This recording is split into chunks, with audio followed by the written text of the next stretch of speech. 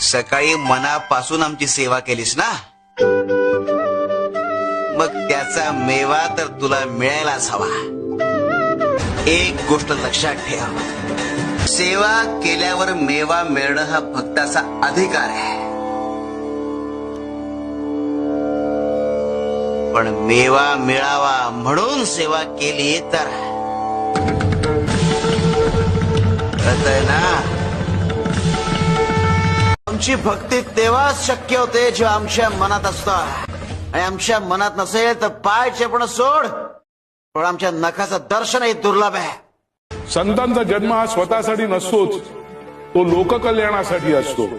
आणि त्यांचं आयुष्य म्हणजे ईश्वराने पाठवलेला संदेश असतो. शिव हर शंकर नमामि शंकर शिव शंकर शंभो, हे गिरिजापती भवानी शंकर शिव शंकर शंभो. जगात अशक्य असं काहीच नाही.